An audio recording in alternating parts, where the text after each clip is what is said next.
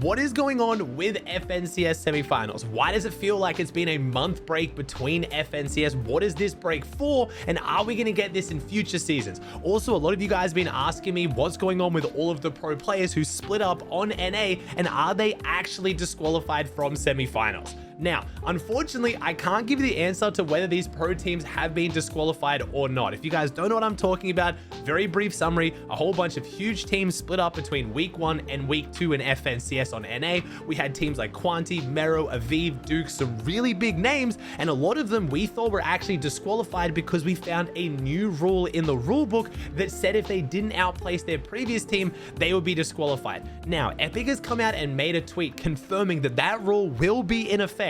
So we are going to very likely see certain teams get disqualified from semifinals. Unfortunately, they haven't actually come out and said exactly which teams are going to make it in and which aren't. They actually pointed out a new rule, which makes all of this even funnier. Epic have now made it that as long as you qualify to semifinals, you can now split up with your teammate and play with any other team you want. So all of this snakening has now led to potentially some of the biggest teams on the region getting disqualified if they just didn't play week 2. If all of them literally took the week off, they still would have made semifinals and they still would have been able to play with any teammate they wanted and wouldn't have got disqualified. But now we're in the situation where just because they split and played with another teammate, they might now be DQ'd. And we have FNCS starting in a couple weeks. I know the break is crazy, but we still don't know who's playing with who. Now, you are limited to playing with a teammate in uppers or lowers depending on what you qualify. If you guys don't know how FNCS semifinals works now,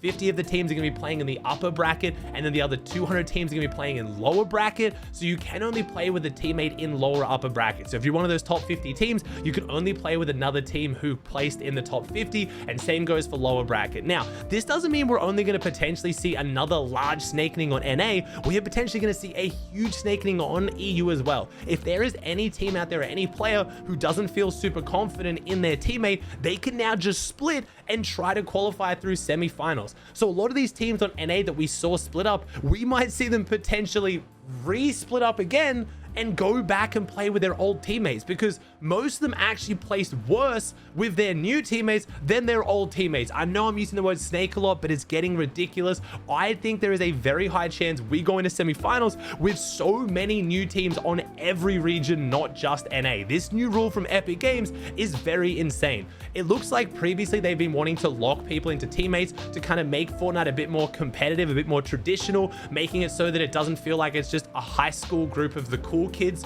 who just choose new friends because they feel like it. But now they've made this rule, which means they're almost wanting people to split up. I really don't know what Epic is going for at the moment. Just quickly before the rest of the video, I recently made a community post asking you guys who wanted to verse me in a game of Match Masters. Nightshade was the lucky winner, and here's how it went. Game 1 was going pretty standard. We're heading into the last round on 49-47. I was up by 2 and I was feeling confident, but I forgot that Nightshade still had his booster available, and he pulled this off in the final round. He got so many points for this, I knew I was absolutely done for, and in the last round, I pretty much just had to give up. He beat me, but I wasn't going to go down easy. I wanted to take it to a round 2. Heading into the last round of match 2, things weren't looking good. I was down 34-55, but it was my turn to pull off a last round booster to save the day. I managed to pull off this combo, securing a whole bunch of points and just clinching it at the very end, showing Nightshades how it feels to get out boosted. GG's to Nightshade. I had so much fun, but don't worry, you guys can earn some awesome prizes by playing Match Masters yourself. If you click the link in the description down below and download the game, get to 300 trophies, you can win one of 2 awesome prizes. Up for grabs is a Logitech Pro X2 Lightspeed headset and a Zowie XL2566K 360Hz monitor.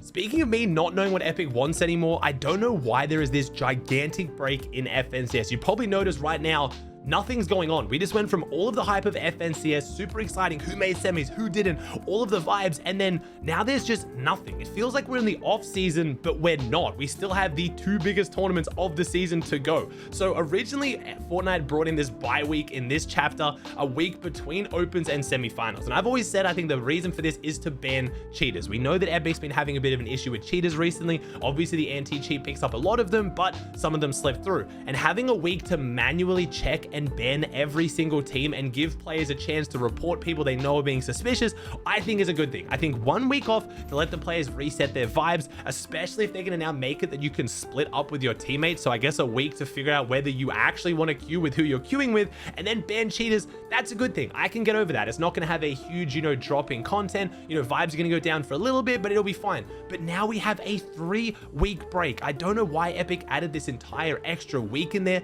They extended the semifinals and grand finals and pushed them back by a week, which means we now just have this weird off season. And it's made worse by the fact that we had almost all of our main cash cups at the start of the season. We had weeks where we had 3 solo victory cups in a row, and now we have entire weeks of only having like 1 or 2 cash cups, most of them being console cash cups or eval cups. So I do think the reason why kind of vibes are down right now, viewership's down, a lot of people are freaking out, isn't because the game's dying. It's just because Epic has done a terrible job scheduling this season. I really do think the scheduling this season is possibly the worst it's ever been. We'll make it through it. The vibes will still come back for semifinals and grand finals. And one of the benefits of this is the fact that this grand finals ends and the next FNCS starts in less than a month. So we're kind of shifting what would normally be a pretty boring off season, and we're experiencing that now. But it means once we go into the rest of this FNCS, we are going to be going through it very quickly in Fortnite. Grand finals ends, new season starts, cash cups come back,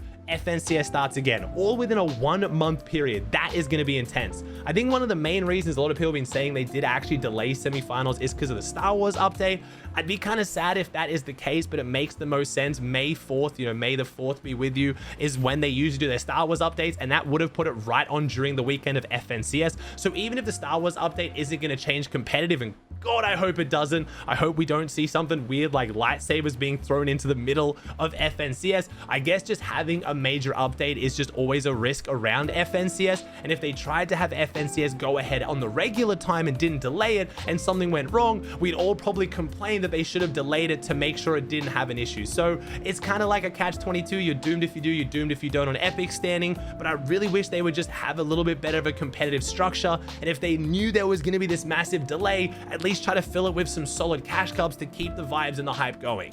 Lastly, I know I haven't been uploading the last few days. I'm sorry. I actually went to DreamHack Melbourne. I was doing a whole bunch of streams down there promoting the new ESL game modes. If you don't know what's going on, you don't know why you're seeing a whole bunch of pros playing these ESL capture the flag and hardpoint maps, I'm going to sum up what I can, and then I'll explain more when there's an official announcement. But basically, Esports World Cup is a $60 million event that's going to be inviting a whole bunch of different games to play, and Fortnite is one of them. Now, we've just seen ESL drop these hardpoint and capture the flag maps. We have seen no more information from ESL around how the Esports World Cup is going to work and how Fortnite players are going to qualify. We know there's been 4 orgs that are invited: Dignitas, Heretics, Carmine Corp, and Loud. And yes, only one of those orgs currently has a full signed Fortnite roster, which is Dignitas.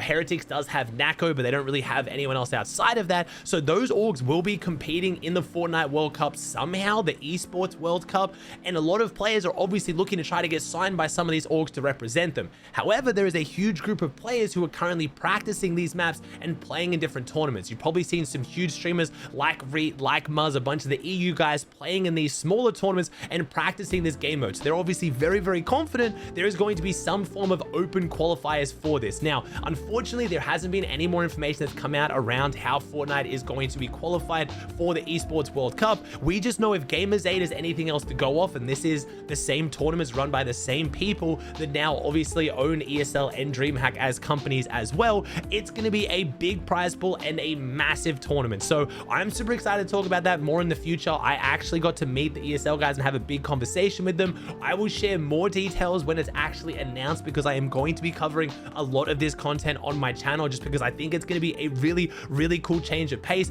4v4 game modes, massive orgs, a more competitive system within Fortnite, not the RNG of Battle Royale. I still love Battle Royale, but seeing that more kind of, traditional esports in Fortnite is going to be super exciting. So if you're confused what's going on and you've just seen bits and pieces, I will explain a lot more, probably make an entire video on my thoughts of this tournament once it actually gets properly announced and we know what's going on.